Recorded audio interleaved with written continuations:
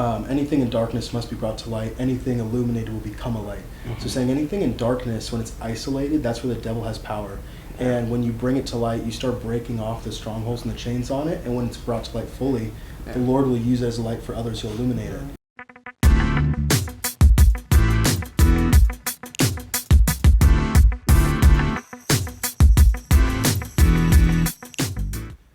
Hey guys, welcome back to Wake Up Podcast here with Alec. Nina. Ella. and our guest star Nate. So Nate, do you want to start off with a testimony real quick just on how you got here? Yeah, so I grew up in the church. My dad was a youth pastor, my mom was a worship leader.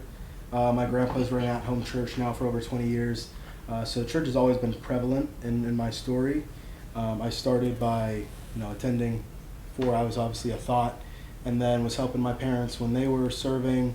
I was always the kid running around, the pastor's kid that was involved in all the things, just like Pastor Marissa and Sterling had with theirs. And it's a good thing to be involved in the church that young, but it often leads to you being kind of curious about what's not there, the things that you didn't get to experience, the things that you weren't involved in. So going through into high school, into college, I was involved in youth ministries. I was helping. I was attending things. My parents had me at everything. But when I got in high school, I kind of stepped away a little bit. And then going to college, I really stepped away. And I was very lukewarm. I was very, I'm still going to church. I still believe in God. But I wasn't doing the right things. I wasn't tithing. I wasn't stepping into the authority the Lord has for me. I wasn't stepping into my calling. I was doing some very stupid things outside of church, and then showing up to Sunday and bringing those people that I was doing stupid things with me. And it's like, okay, well, I'm helping, I'm bringing people, but I wasn't actually being who I was supposed to be.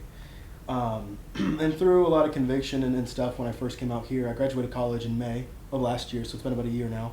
Moved out from Missouri and started living with my grandparents out here to kind of start over, start new.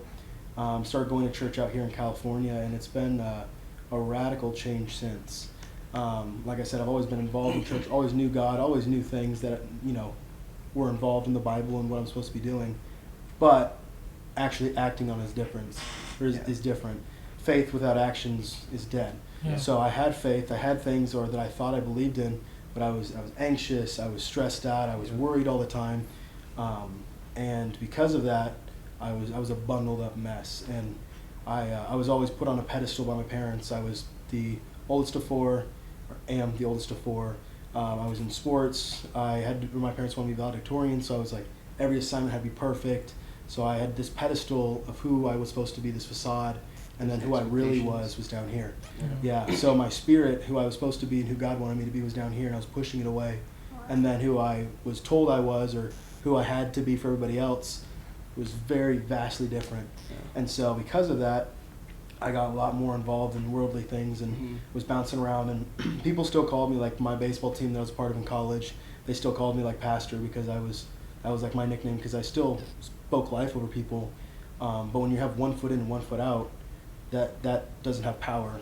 You're not actually standing in the authority you have, because you haven't conquered those things you're speaking over other people. You haven't won those battles yet. You can only have authority in what you're speaking over people when you've actually beat it, complete it, pushed it behind you. So like recently, I just went through and finished recovery. And one of the biggest reasons for getting into that was so that standing in front of, the high schoolers that I lead with you guys, and then now young adults, I also lead a Connect group for them. I can't stand in authority and speak into their lives and speak over their lives if I haven't beat the things that I'm talking to them about. I can't tell you not to drink if I'm drinking tomorrow. I'm getting drunk. I can't tell you not to go sleep with people and don't get in relationships that are going to cost you your eternity if I'm doing the same thing with my girlfriend. Like that doesn't create an environment where there's integrity, where there's responsibility between each other, or any kind of environment that's really what the church wants. You need to push those things aside, humble yourself, be able to push those things, die to who you were, and be able to stand in the authority the Lord has for you and kind of listen onto that calling. It says in, I think it's Psalms 139:16, it talks about the Lord has written a book that has all of your the things you're going to do, your blessings, your talents, your abilities, your calling in it. But he wrote it, and it's up to you to ask for those things, to ask, Right. like, just tell me, like, what do you have for me? Mm-hmm. Right. And one thing that I've really received since I've been out here is continuous, I guess, discernment on what those things are. I've gotten words from Pastor Marissa saying I'm a teacher, an entrepreneur, a friend in all things. I've gotten words that I am a leader of men, and so like, I've gotten all of these different words that the more I say yes and I step into things, the more the Lord reveals to me of, okay, so now you've said yes here, here's another little piece. Now you said yes here, here's another little piece. So it was a long time coming. I mean, I'm 23, so the fact that I'm figuring all this out now is a blessing compared to figuring out, being later in life. I got to figure this out before my family. I got to figure this out before starting my own business and stepping into it, so the Lord can fully be involved in all of it, which is amazing and a blessing in itself. But yeah, it's been a mix of things. I had friends, I had people that I called friends, but never really had good relationship with people until I learned how to have relationship with people in church and have those godly friendships and understandings of, if I don't have enough faith, I need somebody who has faith for me in that moment. Yeah. If I don't know what to pray for, I need someone who's going to pray over me and speak life into me. Leaning on your brothers. Exactly. And for those of us that went to Emerge, we had an understanding that, there's a story in the Bible. There's a lame man, and his four brothers that pick him up by the four corners of his bed and walk him to go receive his faith, or his blessing, his healing. And he doesn't get healed because he was in front of Jesus. He gets healed because of the faith of his brothers. Yeah. And so having that community, I know they talked about it today at church, that, the Lord didn't want us to live alone. Yeah. Mm-hmm. He created the earth, and every day he said, this is good, this is good, this is good. He created man in his likeness and said, this is not good, he's alone, that's not okay. Yeah. And then he created Eve. And he said we were supposed to live in tandem with others. We're supposed to live in community. Isolation is one of the worst things that you can have in your life. And so when I came out here and finally had that community, I had an environment that kept me in check. I had an environment that wanted me to be better. And because I had that, I was able to finally start prospering and growing in my faith and my calling. And it's a completely different thing than when you're trying to do it on your own, which is awesome. And a question for you. When did that change, when it was your parents' faith that was going on to you and it became your own thing? We asked Jacob this last week too, so I just want to go on that. Yeah, I think the biggest difference is when you finally step out on your own and you're forced to make the decisions your parents used to make for you. Right. When you step out, like into college, and I was told, all right, Nate, you're living 2.5 hours away, you're doing your own thing now, we're helping pay for a little bit of college, you're taking care of stuff here, but this is up to you now. Right. That's the biggest change, and that's where you really find out if it's your faith or your parents' faith. The Lord gives us the decision and gives us a choice, and for most of our life, our parents make that choice for us. Right. So when you finally have the opportunity to be free for the first time, a lot of people jump straight into all the things they've been told no about. Yeah. Just like Adam and Eve, they were told don't have this, don't have this, don't have this. They snuck into. Yeah. The Lord said you can have anything else. They had freedom. They made the wrong choice because they were curious about why was I told no? Yeah. And so when we step into that moment of freedom, that opportunity, then all of a sudden we want to test out all the things that we were told no about because we want to know, well, was it really bad or did they just tell me no? Mm-hmm. And then I need to test it for myself. One thing I want to ask is that obviously when you first moved to college, you said that you started going down the wrong path a little bit and doing the wrong things. Mm-hmm. What made you decide to come back to Christ and decide to live your life for Christ instead of the world? I think the biggest thing is that I had a relationship going into college, and it went south, ended my sophomore year. My freshman year is when COVID hit. Mm-hmm. We all went home, that sucked. We came back, I became an RA, a resident assistant, and I had freshmen every year. So I was getting all these people who were just getting their freedom for the first time. Mm-hmm. I was like, okay, cool. So that was something that was just Lord, he put me there and he goes, you're going to have this understanding and you're going to use it to help others, and this is where it's going to happen. I didn't see it at that time until now, but stepping into it, I looked at it afterwards and I was like, I was bringing people to church. I had baptized some people during college and all that, and then I was going and doing stupid stuff during the week. Yeah. And I was like, this isn't who I want to be. This isn't that double life. Yeah, and I was like I said, I was really lukewarm. And, it says in the Bible that it's better to be hot or cold, but being lukewarm, like the Lord will spit you from his mouth. Exactly. And that came from the understanding of back in those times, to get hot water, you had to start a fire. You had to put in effort. You had to make something boil.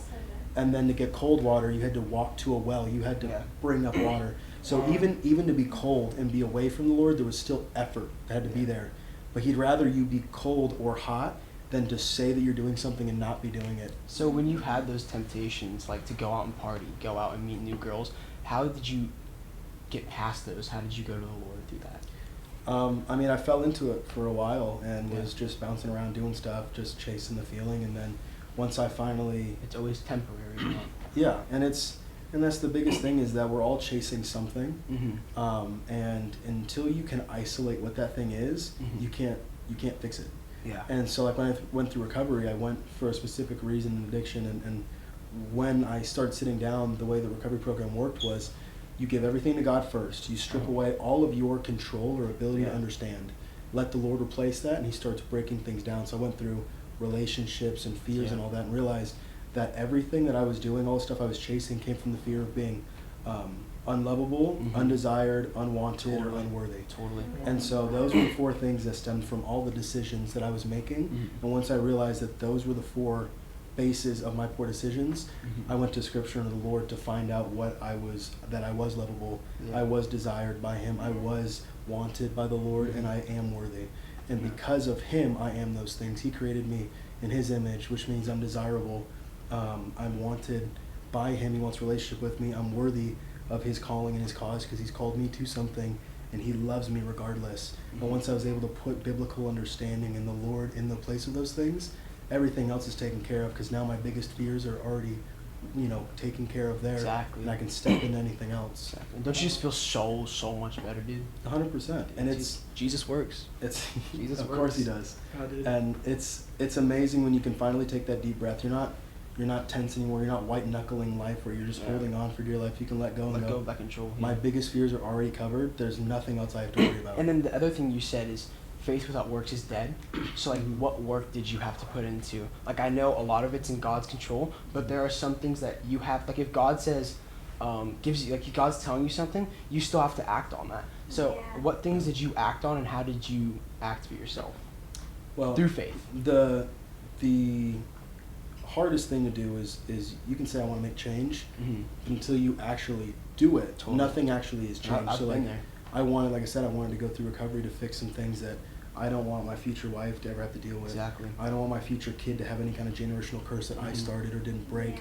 I didn't want future families or ministries that I'm involved in to have to deal with the issues that I caused. And so I was like, I need to step into it. But the workshop's a 5-month course. Yeah, it's Mondays and Thursdays. It's hour-long sessions. You're diving into things you don't want to talk about, you don't want to do. You have to stand up in front of others and bear out every sin and secret that you've had. But in Ephesians 5:13 it says, anything in darkness must be brought to light. Anything illuminated will become a light. So saying anything in darkness, when it's isolated, that's where the devil has power. And when you bring it to light, you start breaking off the strongholds and the chains on it. And when it's brought to light fully, the Lord will use it as a light for others to illuminate it. Yeah. So I went through to break all those things off and finally make the change I wanted, so that now I can stand in front of you guys and talk about it and be like, hey, if you're going through this, I know exactly how to beat it now. The Lord's giving me authority on it. Isn't it so great how like the Lord works? Like he puts you through things so that you can help people in the future with that thing. Like 100%. You with the whole relationship thing. I've gone through a pretty bad breakup, and if I didn't have Nate, if I didn't have Keitaro, if I didn't have Dutch, James, if I didn't have all these other youth leaders, dude, I don't know where I'd be. I'd probably be in bed eating some hot Cheetos and playing MLB The Show. So I just want to thank you, dude. Like, I know like it's hurt, your life has like hurt so bad, but it's been such a blessing to me that you went through that, because it shows me that first off, you can get through it, and second off, that there's community around you, and the things you're going through, you'd be surprised how many people have really gone through that. And that's the biggest takeaway that I have from church and community, is that your ability to be forgiven and you taking away power of your issues, that's a vertical relationship. That's the Lord. So you go to the Lord, you pray, Lord, I repent, forgive me for my sins. he takes away the power from those things and he forgives you for it. He washes you clean. But your healing comes horizontally. It's your community. Yeah. So I go to my Lord for forgiveness and to take these things from me, but I go to the people to my left and my right to get healing from it. Yeah. Because you guys will say, dude, I know exactly what you're going through. You're not alone. Yeah. I've been through that same exact thing. This is what I did to help. And when you have that understanding and that community and that relationship with the Lord, it's so easy to start breaking things off and burning through things. And I mean, that's the whole point of it. If I hadn't gone through that recovery or gone through these relationships and learned how to do things the right way, even though it sucked in the moment, it says to praise the Lord in your suffering, because he's going to use that. Your testimony is not for yourself. Yeah, exactly. My testimony, the things I went through and the way I battled through them, is for the others that I'm going to encounter in my life. It's not for me. Yeah, exactly. Yeah. What was I going to say? And fill yourself with, like, put yourself around people that have the same values as you. Like, be careful who you ask advice from. Because if I ask advice from my friend who knows nothing about Jesus, like, they're going to give me a totally different perspective, and it's just going to take me down the wrong path further and further. So definitely fill yourself with the right community and the right people, and it will help you along the ride. Yeah, kind of going off of that, obviously this podcast kind of our faith and our journey with God too, right? So we have our problems. So Nate, we'll go in order here, but what's something you're kind of struggling in faith right now? Because I feel like, you know, we all kind of go through seasons of struggle, right? Is there anything that's kind of like you're kind of dealing with right now that you'd be open to talk about? I think right now I'm on a pretty spiritual high with the fact that a lot of my stuff that I've been going through has been working out well. Come on. I got the job that I got when I first moved out here a year ago. I just got my second promotion in the last 6 months. Let's go. Come on. Awesome. Amen. And then I had complained about the Connect group that I was in and that it wasn't working too well. And as of 3 weeks ago, the Lord put me in a position to now be a co-lead in it and said, you know, if you had an issue with it, now's your turn to lead it. Show me how you do it. Yeah. So that was a blessing, and I've been getting connected with people that's going to help hopefully push our high school ministry to grow there. So that's all been great. Love it. Come on. But the one thing that's always, you know, as a single Christian in general, you're always searching for your spouse. And so I think that's been the biggest thing is, all right, Lord, I've got my finances, I've got the ministry, I've got my purpose, I have my community. You know, I'm working towards clearing out some debt and moving in with some buddies of mine and getting a house, which is, you know, that's a continuous prayer. There's some work that needs to be put there. But just, you know, relationship. You don't want to be alone. Yeah. The biggest thing that's always been on my heart is to be a husband and a father. Ministry and all that stuff will come along with it, but that's like my number one desire in life. And so until you reach that, I know the Lord has me. I know the Lord's got me taken care of. It's just about finding, especially in the society we have now, the right way to do things, the right way to talk to people, the right way to love on the daughters of Christ and let the Lord highlight somebody to you instead of just mercilessly chasing after somebody or going out on a ton of dates or being on dating apps or doing whatever that is. So it's, you know, they talk about being a fat Christian, being faithful, attainable, and teachable. And the biggest issue I've always had was faithfulness. Yeah. Because I was like, I know the Lord's going to do it, but I also am going to jump halfway through and I'm going to start doing something as well. I'm going to start taking control of it and just doing it myself. Mm-hmm. So this has always been the one area where I've been like, all right, Lord, I'm going to trust you in it. Come on. And we're going to see how long I trust you in it, because I'm at some point going to step up. But I've been really good with now.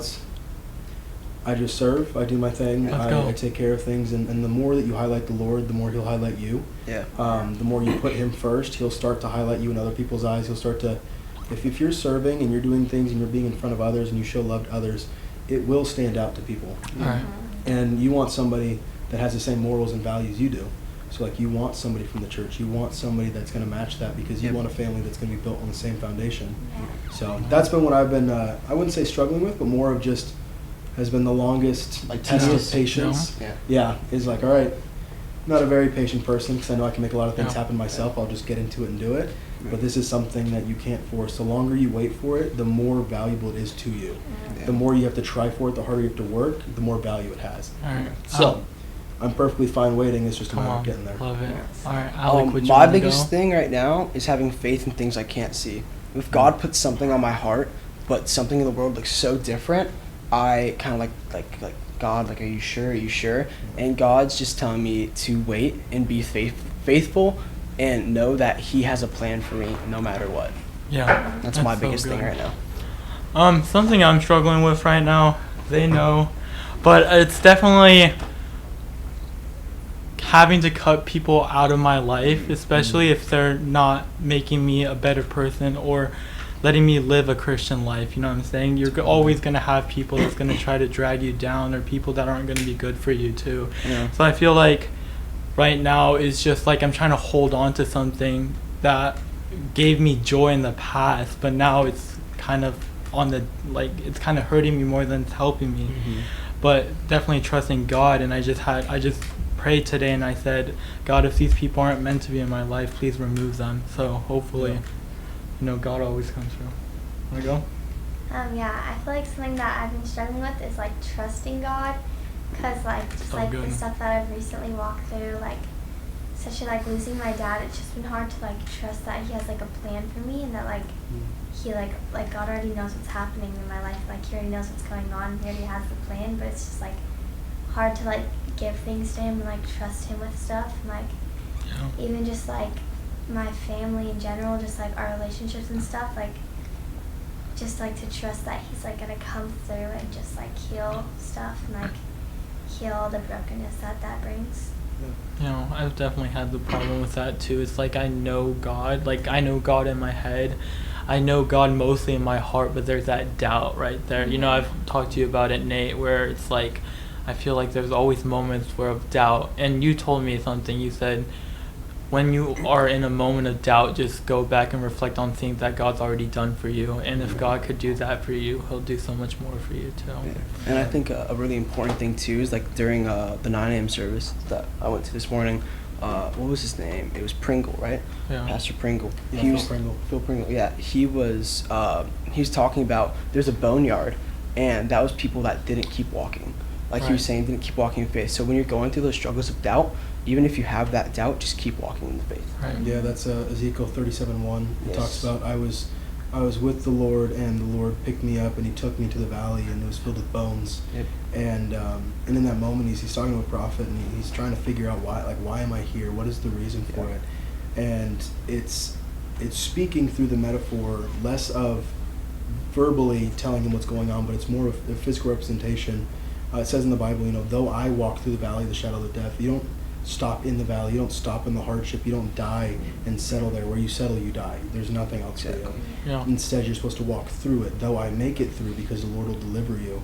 So when situations get hard, like when you lose a father, when you have to get rid of friends, instead of sitting in that valley and just giving up hope, giving up the things that the Lord has for you, your testimony, the things that you go through is for somebody else. You're going to have someone in your life that you have to speak to, because they're going to lose their father, they're going to lose a family member, and you're going to say, I made it through that. Let me show you how.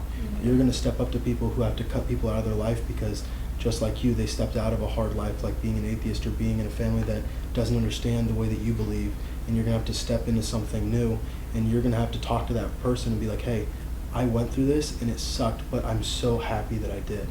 And it's going to be such a big thing in your life, in your guys' ministry, and your ability to show others the love of Christ. Bill Johnson talked about the moment his wife died. He had been sitting by her bedside, and she was about to pass, and they were praying over her and just prophesying, trying to get her to basically continue on. And when she passed away, the first thing he did was worship the Lord.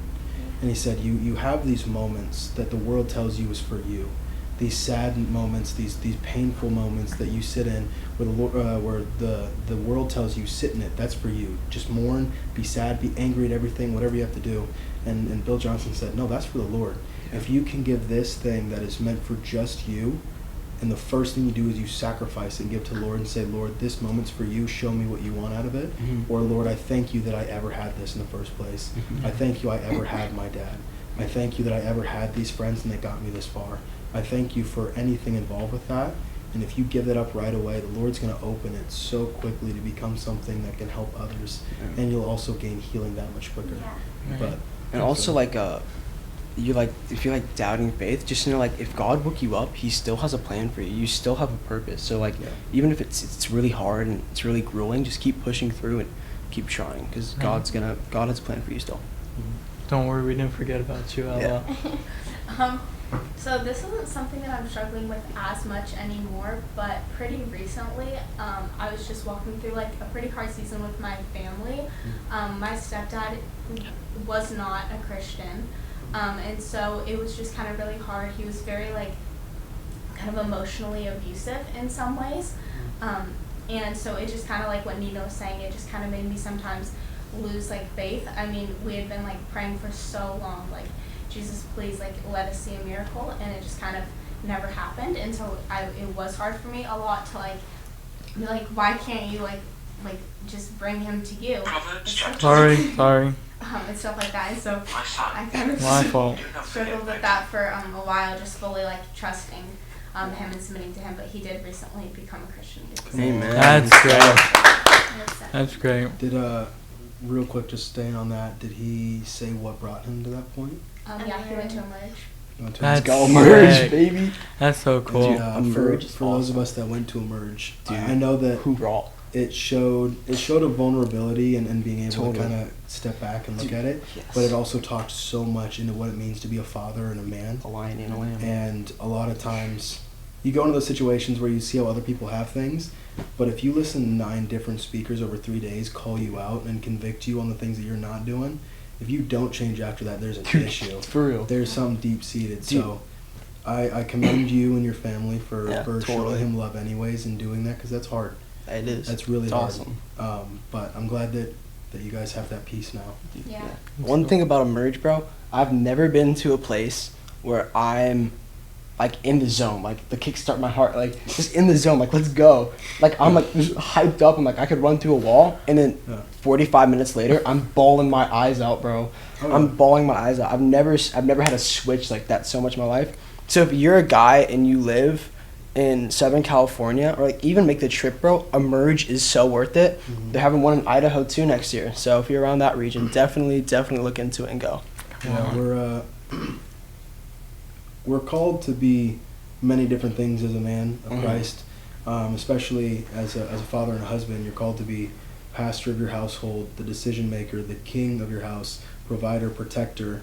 There's all these different things that you are told that you're supposed to be, but nobody actually tells you how to do it. No Yes. one stands in and says, this is how this works. Yeah, it's like you have the picture, but you don't have the blueprints. Exactly. And you're usually taught by a father who's a little more broken than the people you're listening to. Yeah. Sometimes a lot more broken. Yeah. Sometimes they have no idea, but it's because their father taught them, and there's a generational Or they disconnect. didn't even have a father. Exactly. Yeah. And so there's a generational disconnect, and for those men that have had those issues, for those men who have had problems and don't know how to step up in that area, they don't know how to lead their family spiritually. Totally. They don't know how to lead their family when it comes to emotions and do these things.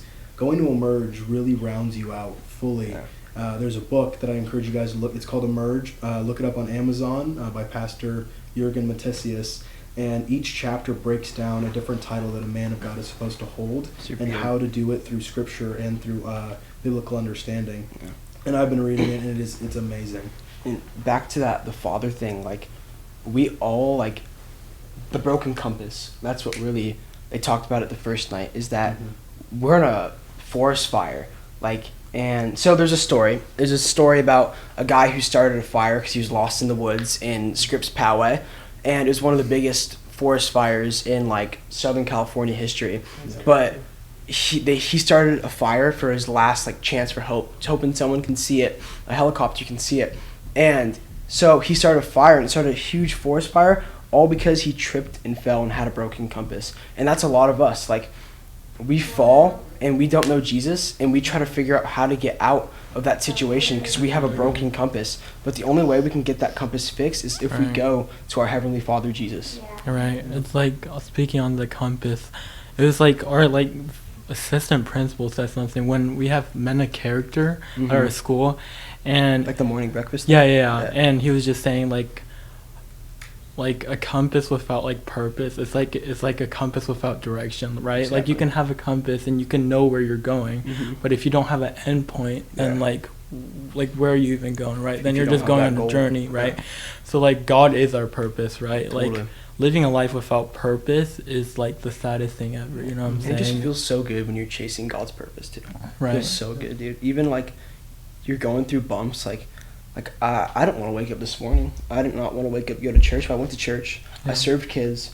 I'm doing this. Then we have youth stuff later tonight. Let's go. Dude, like, and Turn I'm me just, up. like, I did not want to get up, but now I'm so happy I got up. And I'm just on fire for it, dude. I'm on fire, and I'm just like, let's go. Yeah, go ahead. Kicks up my heart. You want to go? Yeah, I was gonna hop on the compass thing for a second.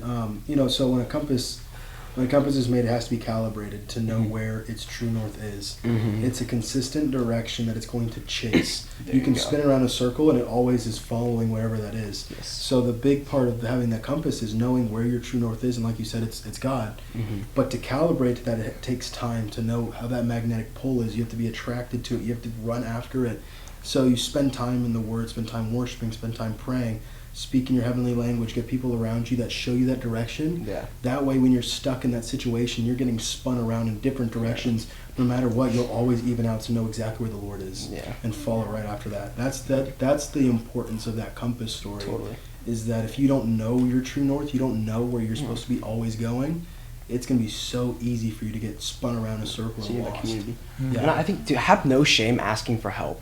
Like I've called Nate, I've called Royal, I've called Tyson, just like so like confused and like lost about emotional stuff, and like there's no shame asking for help. Everyone needs help, and I think the strongest people ask for help because they actually want to make that change. So go and make that change, you know? Yeah. Alrighty. So we're gonna wrap it up about now. We've hit our mark at 30 minutes, but we always, Verse of the day. yep, Oh, we verse of always, the- I got it. You got We it? always finish with verse of the day. So today is Proverbs 3:5-6. My favorite verse: trust in the Lord with all your heart and lean not on your own understanding. In all your ways submit to Him. So, yeah.